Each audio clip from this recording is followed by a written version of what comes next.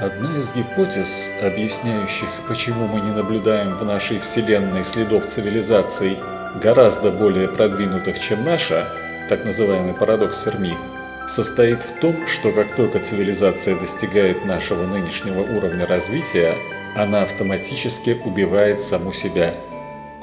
Одна из гипотез, объясняющих, почему из многотысячелетней истории человечества мы живем именно в тот момент, когда земная цивилизация подошла к самому краю глобальной катастрофы, состоит в том, что наша Вселенная является компьютерной моделью, созданной специально для изучения этого критического момента цивилизацией гораздо более продвинутой, чем наша.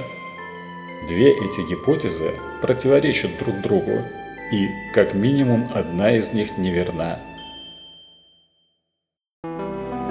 Фильм основан на реальных событиях параллельной вселенной. Любое сходство с реальными людьми и событиями нашей Вселенной, хоть и является случайным и непреднамеренным, вероятностно закономерно и статистически неизбежно.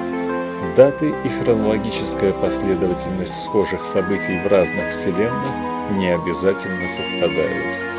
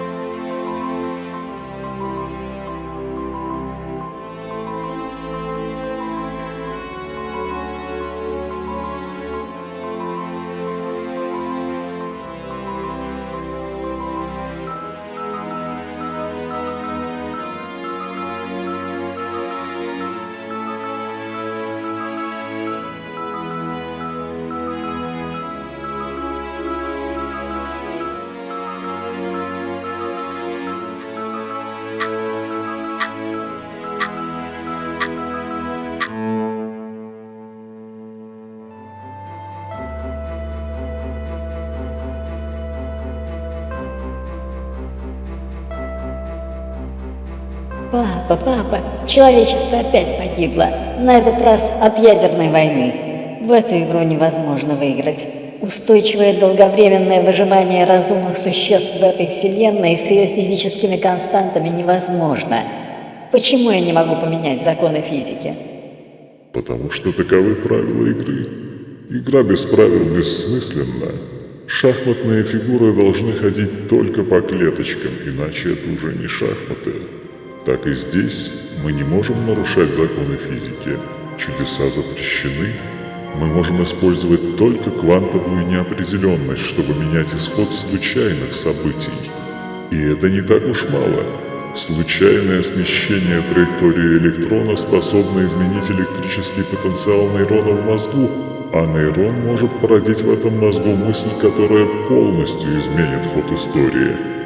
Но я проходила эту игру десятки раз, и все равно каждый раз человечество погибает, не дожив до середины 21 века. Оно гибнет то от ядерной войны, то от экологического кризиса, то от искусственного интеллекта, то от пандемии. Задача не имеет решения, человечество обречено. Решение всегда есть, просто ты его еще не нашел. Тут нужен творческий подход. Попробуй еще раз. Хорошо, у меня есть еще одна задумка. Можно снова откатить время назад. До какого года? До 1982 года достаточно, но если задумка не сработает, играю в последний раз.